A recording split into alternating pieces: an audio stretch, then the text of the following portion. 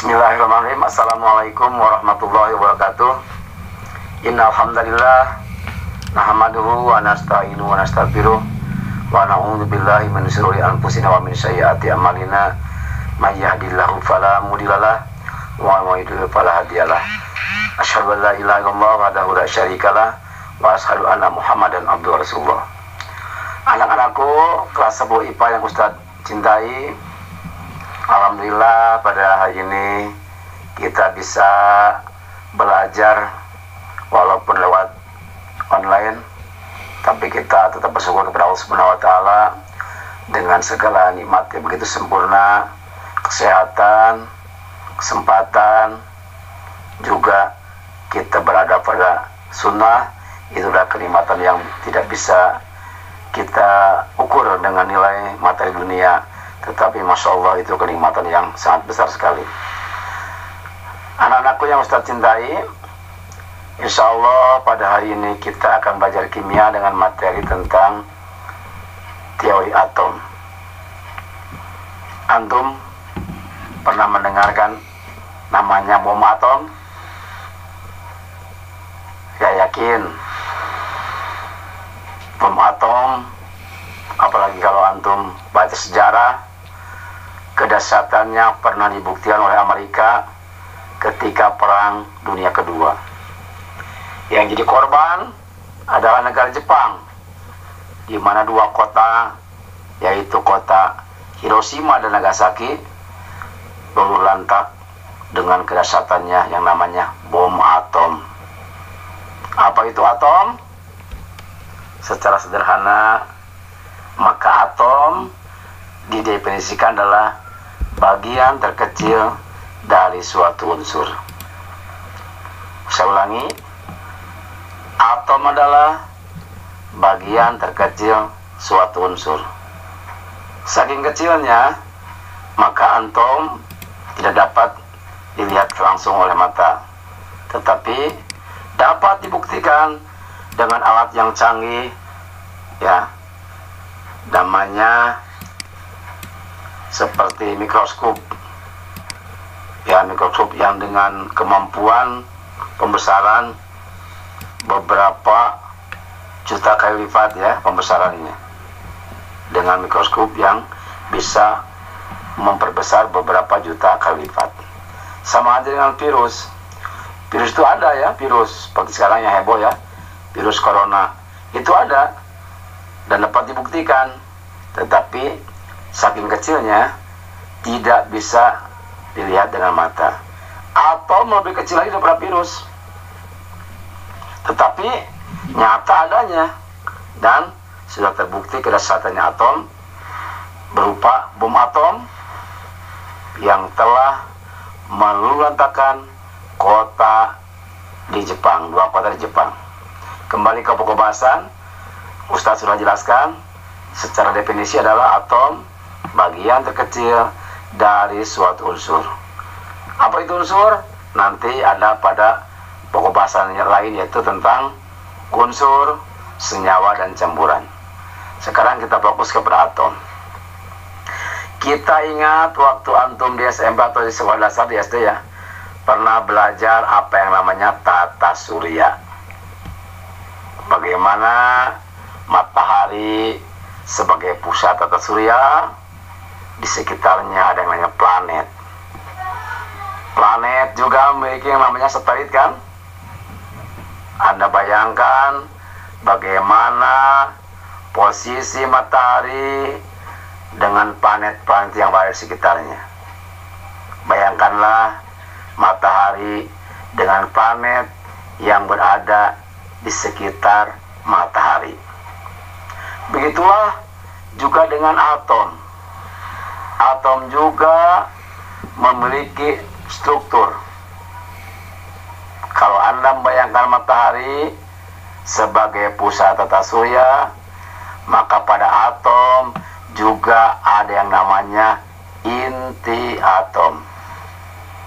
Ulangi lagi, kalau dalam tata surya ada yang namanya matahari sebagai pusat tata surya, maka di atom ada yang namanya inti atom. Jelas ya? Bayangkanlah matahari seperti inti atom.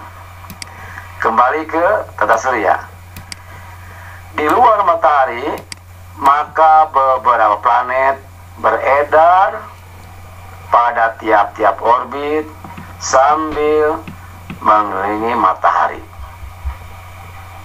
Planet ya yang bisa diingat waktu sekolah dulu di SMP, namanya Merkurius, Venus, Bumi, Mars, sampai Pluto ya.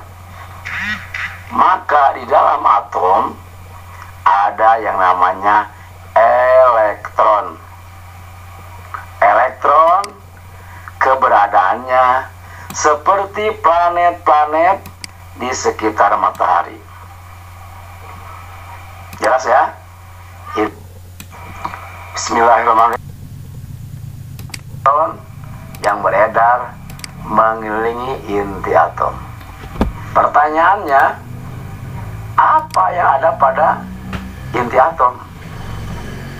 Nah, ternyata setelah diteliti oleh para ahli kimia dan ahli fisika, ternyata terbukti inti atom terbentuk oleh dua partikel atom yang namanya neutron dan proton.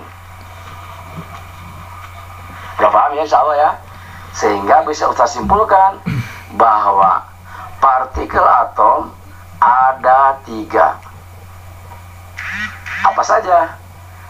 Proton dan neutron yang ada di inti atom, dan elektron yang beredar pada tiap-tiap lintasan sambil mengelilingi inti atom. Oke, ulangi lagi. Partikel atom ada 3. Elektron, proton, dan neutron.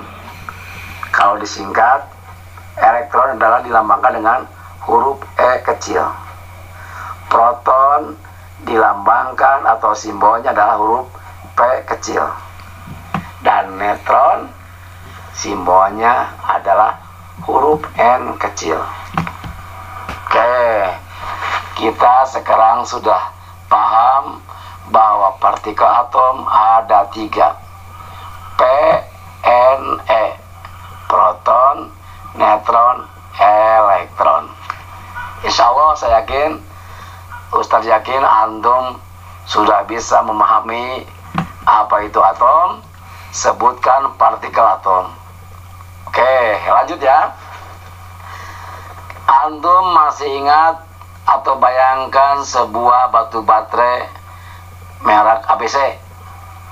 Yang paling gampang batu baterai untuk jam dinding. Oke, kebayangkan? Ada 2 kutub ya. Apa tuh? Kutub positif dan negatif. Oke, apa itu maksudnya? Ternyata kutub positif tempat berkumpulnya muatan positif. Kutub negatif tempat berkumpulnya muatan negatif. Kita hubungkan dengan partikel atom. Ternyata partikel atom juga, Masya Allah, dia memiliki muatan. Dari hasil penelitian para ahli fisika dan ahli kimia, ternyata proton bermuatan positif, dilambangkan dengan plus atau tambah. Elektron bermuatan negatif, lambangnya minus atau tanda kurang. Dan neutron adalah netral atau tidak bermuatan atau nol. Oke, kita rangkum. Apa itu atom? Atom adalah bagian terkecil dari suatu unsur. Ada berapa partikel atom? Ada 3. Sebutkan. Proton, neutron, elektron. Di mana adanya partikel atom, maka proton dan neutron di inti atom, sedangkan elektron berada pada tiap-tiap lintasan sambil mengelilingi inti atom. Dan yang terakhir, sebutkan muatan dari masing-masing partikel atom. Maka proton bermuatan positif, neutron bermuatan negatif, ulangi lagi, proton bermuatan positif, neutron netral atau tidak bermuatan, elektron bermuatan negatif. Masya Allah ya, subhanallah, Allah begitu sempurna dalam penciptaannya. Atom suatu benda yang sangat kecil, mikrokosmis, tetapi atom memiliki keteraturan yang sangat sempurna, di mana atom punya struktur, punya aturan, punya ketertiban, di mana tidak sembarang keberadaan dari masing-masing partikel. Sudah Allah atur. Partikel yang 3 itu Allah tempatkan 2 di inti atom, sedangkan 1 lagi elektron beredar pada tiap-tiap lintasan. Masya Allah ya, itulah kekuasaan Allah menciptakan makhluk yang sangat kecil tetapi memiliki keteraturan yang sangat sempurna. Untuk pertama kali pertemuan kali ini maka Ustaz cukupkan. Insya Allah pada pertemuan kedua kita akan lanjut dengan yang namanya konfigurasi elektron. Insya Allah di lain kesempatan kita bertemu lagi. Mudah-mudahan yang sedikit ini bisa memotivasi antum menyenangi pelajaran kimia dan tetap semangat jurusan IPA, cita-cita yang tinggi untuk mengabdi kepada Allah dengan belajar di jurusan IPA, belajar kimia, itu tetap semuanya ilmu Allah, kita manfaatkan untuk penghambaan diri kepada Allah. Ustaz tutup dengan doa kafaratul majelis. Subhanaka Allahumma bihamdika asyhadu an la ilaha illa anta astaghfiruka wa atubu ilaik. Sekian, wassalamualaikum.